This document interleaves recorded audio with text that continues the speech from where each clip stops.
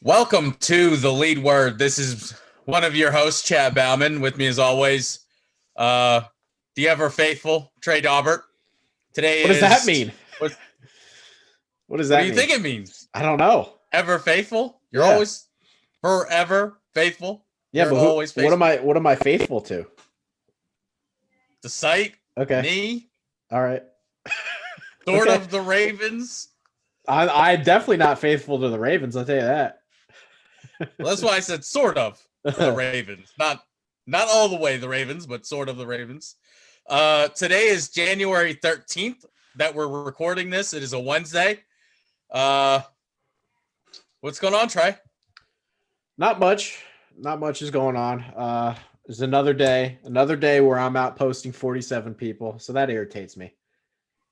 The next 2 weeks are going to be hell for me. Training all these new interns. I think there's more than 20 of them. It's going to be a rough 2 weeks when school starts back up for these kids. So it's good because we have a lot more people coming in and going to be doing more work, but it's going to be a challenge. So that's pretty much all I'm looking forward to. Not really looking forward to. It's kind of what I'm thinking about right now. Sounds like a lot. Yeah. Yeah. That's some new names that I'll have to learn, but that's usually my extent of it. Yeah, your strategy is we'll wait 3 months. If he's still here, then I'll learn his name. It's nice and easy. It keeps it, not too much for me. Yeah. I do have one takeaway before we get into, of course, we're going to preview the divisional round of the playoffs.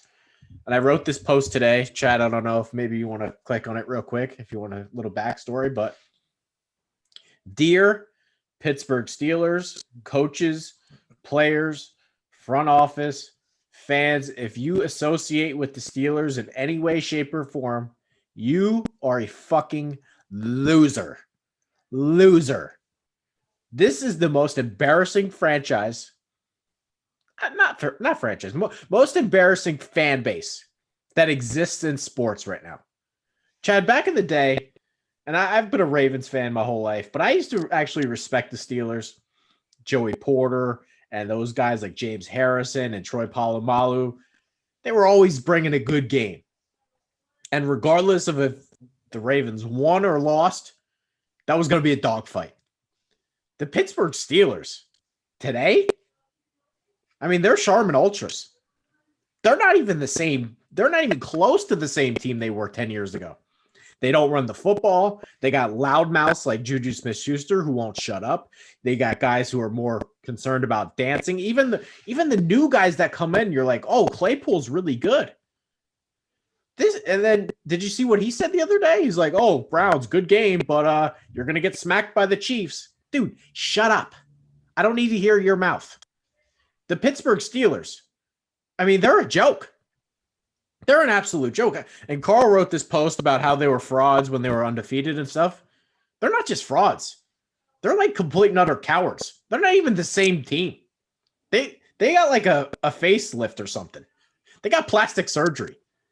They're a mess. They're a clown show.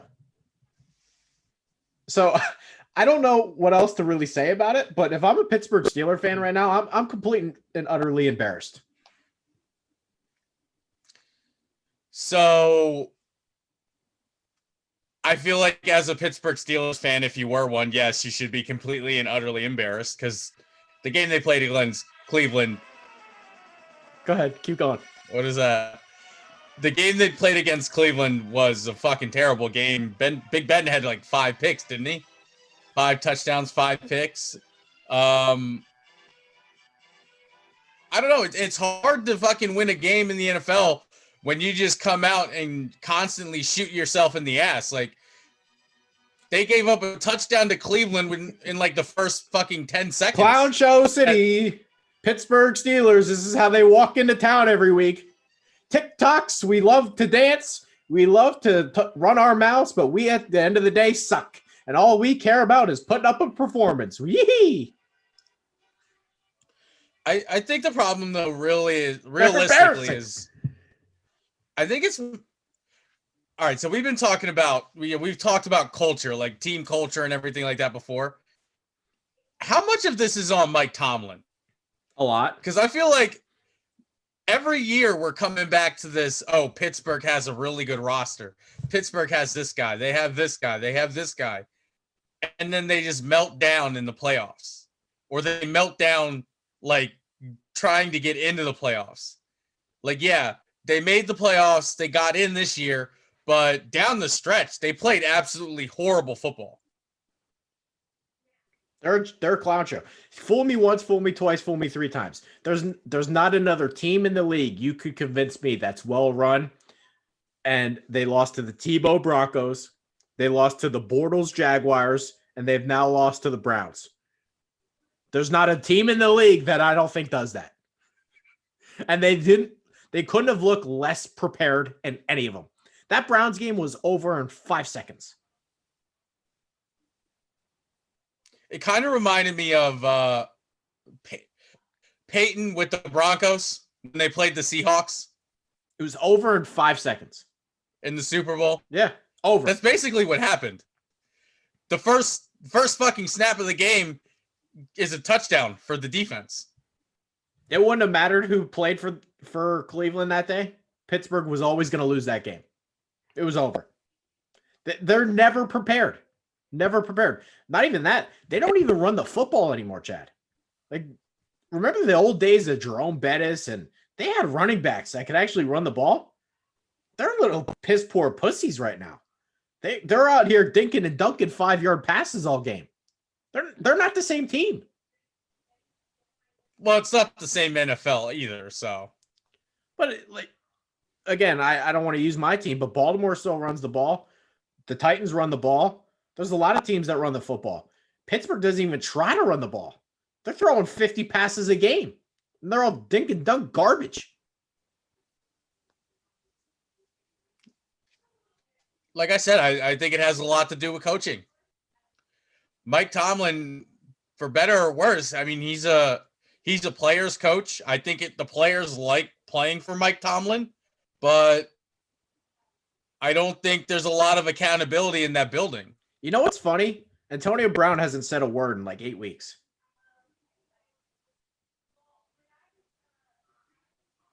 Well, I don't know. I think he might just be back on his meds because even Bill Belichick couldn't rein him in. He's great with say what you want about Tom Brady. Haven't heard a peep out of Antonio Brown. We got rookies coming in like Claypool who shouldn't be running their mouth, but they are. At the end of the day, we're not picking on the Steelers. This is a organizational, cultural problem. It's not a fluke that you lose to the Tebow Broncos and then you lose to the Bortles Jaguars. And then you don't even belong in the game against the Cleveland Browns. That's on you. Nobody's picking on them. It's their entire organization and their fan base. Their fan base is out of control. Why are these guys defending Juju Smith-Schuster? I mean, he's a clown. Why would anybody even want him? He's not even that good. What other NFL wide receiver this year danced on a logo? Did he have 70 receptions this year? I'm not sure. I don't think so. I'm not sure he's the second best receiver on his own team. I will say this for Juju. He is really a quality guy. Like, he's a swell dude. Okay. But I don't need to hear him dancing and walking on logos. Did you see in the fourth quarter, he did a little dance before he lined up and they were getting smacked. I don't need to see that. They're the problem. Nobody's picking on Pittsburgh. Clean it up. That's it. That's all I got. Before we get to the preview, do you want to talk about Doug Peterson getting fired? We might as well keep the same music. We can talk about the Eagles. Go ahead. It's another clown show. I said it last week. This is not an organization. There is no organization involved in this picture. Yep. It's so fucking terrible. And the crazy thing is a lot of people are looking at this like, oh, Jeffrey Lurie comes out, he fires Doug Peterson, so that means Carson Wentz is coming back and he's your quarterback next year? No, it doesn't. you gotta read between the lines in Jeffrey Lurie's press conference. One of the first things he said about Carson Wentz is he said he's an asset. Mm-hmm. That's not a term that you use to describe someone that's going to be your starting quarterback. He's an asset. He also said he was unsatisfactory. So everyone thinking like, oh, Jeffrey Lurie picked Carson over Doug. No, he didn't. They're both gone next year. At the very best, Carson Wentz is your scapegoat for when you don't win next year too. Yeah. The biggest fucking problem here is still in the fucking building. Howie Roseman. I said this in the Slack. Yeah, Doug Peterson needed to get fired because he's been an absolute fucking dumbass. But firing Doug, that's like in medicine when like you treat the symptom, but you don't actually get rid of the fucking disease. Howie Roseman is the disease. Doug Peterson was a symptom. It's like you're taking pain medicine just to kill the pain, but you're not actually fixing it. I got a fucking headache, so I take some aspirin, but I still got the fucking brain tumor. Like, it doesn't help. Yeah. I don't really have much on it, and like I want to see who they hire. Depending on who they hire will change my opinion on the whole thing. But so as far as coaching hires are going, I would love to see them promote Deuce Staley. My only issue. You don't. Yes, I do. You don't. No. Let me finish though. No, you don't. Listen, let me finish. You're not gonna listen? You gonna interrupt me on my show? So look, here's the thing. Everything I've heard about Deuce Staley from people outside the organization, blah, blah, blah, he could be a great head coach. My issue is he spent the last 5 years under Doug Peterson. So I don't know how comfortable I feel about a guy coming from the Doug Peterson tree. Also, another thing is one of my biggest issues with Doug, there was never any accountability. We just talked about that with the Steelers. There's no accountability anywhere. With Doug, every fucking week. Hey, Doug, we noticed this guy had a really good running game going, but then he stopped getting touches. He stopped going into the game. Oh, well, Deuce Staley's in charge of the running rotation. Doug, you're the head coach. What you say goes. Deuce might be in charge of the rotation, but you could say, hey, Deuce, I want this guy in the game because he's doing good. I feel like if you get Deuce Staley in there, that lack of accountability, it might transfer over. So I don't know. What you want Lincoln Riley, Urban Meyer, Joe Brady, some kind of offensive guru to take the job. Deuce Staley could be a disaster. I mean, he could. He could be really good. I don't know. Does he call the plays? No, he doesn't call the plays. Well, what does he bring to the table? Everything I've heard, apparently Deuce Staley is some genius fucking offensive mind. I'm not buying it. He's been their assistant head coach for the last 3 years. Well, they also haven't been very good. That's what I'm saying. I kind of want Deuce, but at the same time, I'm looking at it like, I don't know. This guy's been fucking hanging around with Doug Peterson. Can I trust him? What I see is since Frank Reich walked out the door, the entire team has gone down the tubes. That's what I've seen. Oh, and that's another thing too, by the way. Apparently, I don't know, this came out after Doug got fired. Howie Roseman and the scouts. So before I heard that all the scouts wanted Justin Jefferson, but Howie didn't like him. Then Doug Peterson got fired, and now it's Howie and the scouts wanted Justin Jefferson, but Doug said he didn't fit the offense. It's a bunch of fucking name calling, finger pointing out there. It's bullshit. It's so ridiculous. Bullshit. All right, are we going to get to the games? Yeah. I'm ready for the games. Let me pull these up. What do we got? All right, first game, Rams, Packers. We got a broken Jared Goff, a 80% Aaron Donald, Green Bay off a bye. Is there any reason to believe this game's close? I don't know, man. I think the Rams played a lot better against the Seahawks than I thought they would. I think their defense might be able to keep them in it a little bit.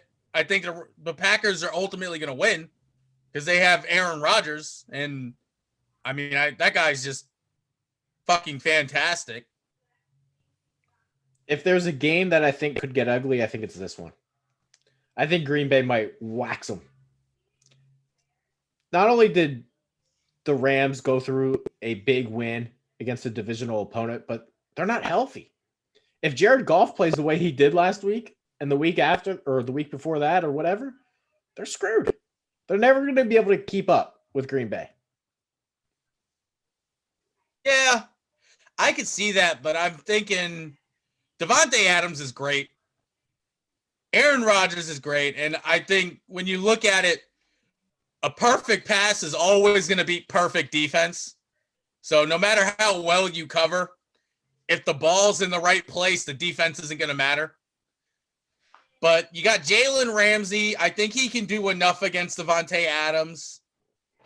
Aaron Donald, one of the hardest places to get away from pressure in any league, whether it's Pop Warner, whether it's the NCAA or it's fucking NFL, is straight up the middle. I think Aaron Donald, he could do enough against Aaron Rodgers to maybe keep it close. I mean, again, offensively, I think Jared Goff's going to be a problem, but I think it'll be close. I think the Rams defense can do enough. The Rams scored 30 points against Seattle, a defense that's not very good. I think Green Bay's defense is a lot better than people give it credit for. They have real corners. Jair Alexander is one of the best guys in the NFL. Their defense, Zadarius Smith can rush the passer. I think their defense is a lot better than what Seattle's is. I agree. But again, I still think the Rams defense can do enough to keep them in the game. I like Green Bay big, but it sounds like you like the Rams to at least hang in. Yeah. Ravens, Bills. Supposed to be a snowy day in Buffalo. Saturday night game. Chad, what do you got? I'm going to go the Bills here. And it's really one reason and one reason only. 2021, Josh Allen is looking an awful lot like 2017 Carson Wentz. Which is what I believe we said during the pre-draft coverage of that year. But yes. So that's fucking scary. And they got a defense to back it up. So I don't know. The Bills they're kind of dangerous. I like them. Well, hold on. Game.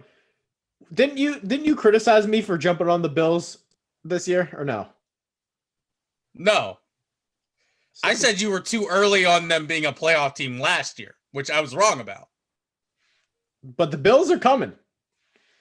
The Bills are coming. I said this today. Are you really a real Ravens fan if you're not rooting for the Bills in this one?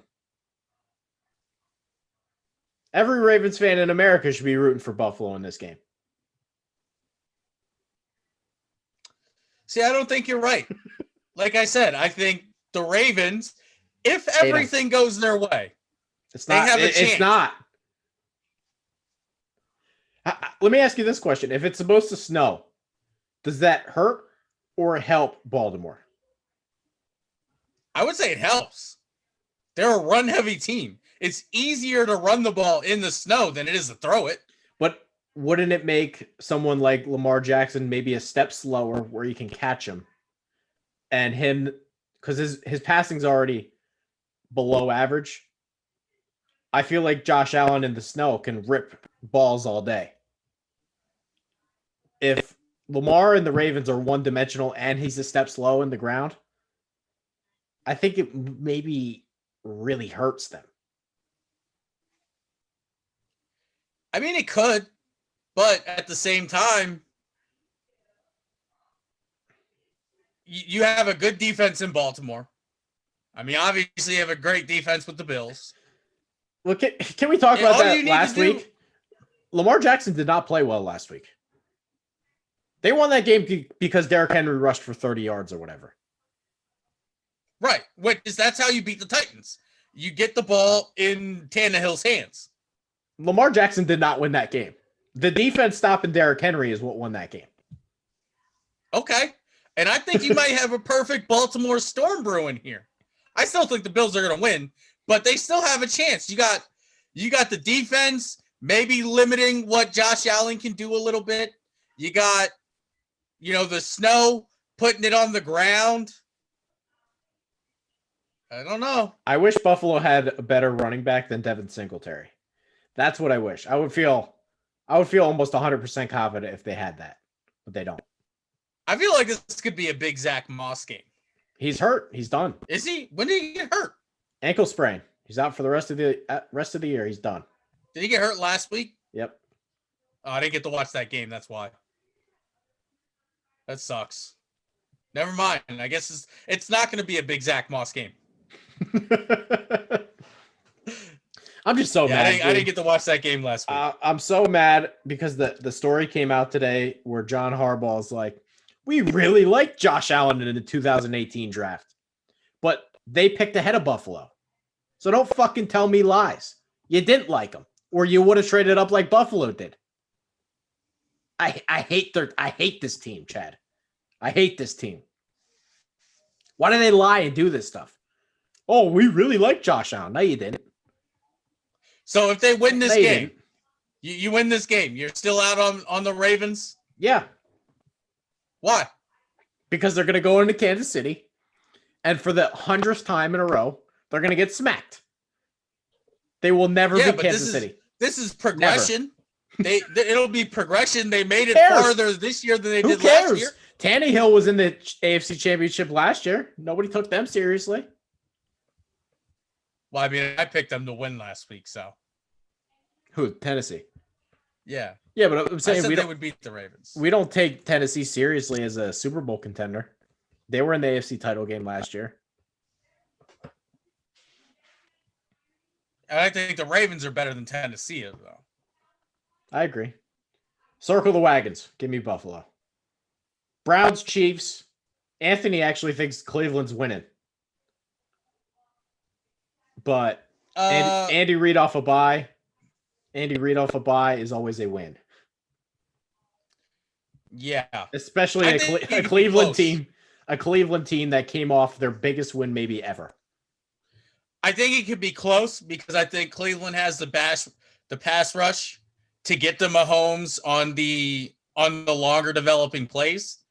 The problem is I don't think outside of Denzel Ward, Cleveland definitely does not have the secondary to keep up with Tyreek Hill, Travis Kelce, number 17, Mecole Hardman. I forgot his name for a second. And who's the other guy they got? They got another guy this year. Watkins, Demarcus Robinson. Yeah. Demarcus Robinson, Sammy Watkins. There's just too many fucking Corvettes in that offense. It's too many fucking Lamborghinis. Corvette. Juju Smith-Schuster, start dancing it up. Yeah. Yeah, I said that, and then I thought about Juju, and that's why I changed it to Lamborghinis. What a fucking loser. I hate this Steelers. But yeah, there's too many fucking high production sports cars fucking rolling through that offense that I think Cleveland to keep up. Give me Kansas City by 20. Andy Reid coming off of a bye. That just that smells disaster. Give me Kansas City by like 20. Plus, I don't trust Baker to be consistent. I don't trust him to have another 3-touchdown game, no picks. Last game, Bucks, Saints. Now, this one is actually interesting to me because normally, if these two teams played, I'd take New Orleans. But New Orleans beat them once, and then the second time they played, they humiliated them. It's hard to beat a team 3 times in a row, Chad. I almost feel like I have to pick Tampa based on the sole fact that New Orleans won both meetings. And the second game is what gets me, because it would be one thing if they just beat Tampa the second time. They humiliated Tampa the second time. That's what really makes me worried for New Orleans. In a normal game between these two, I'd take New Orleans. But I almost feel like I have to take Tampa because New Orleans beat them twice.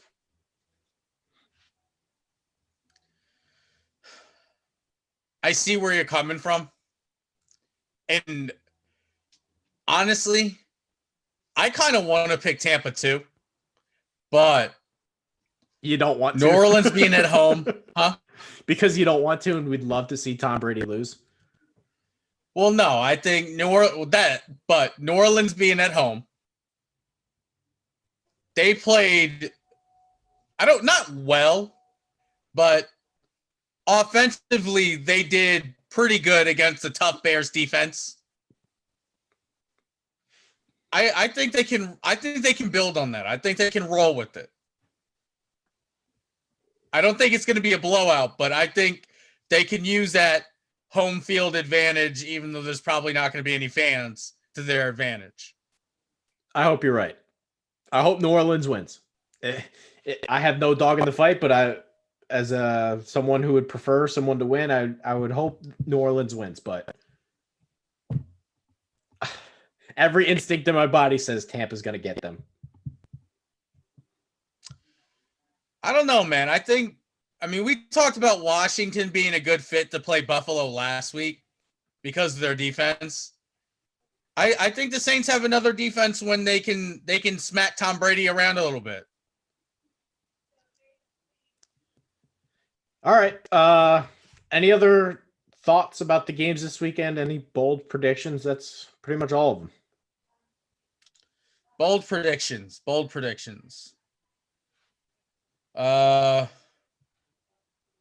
to think. Lamar Jackson.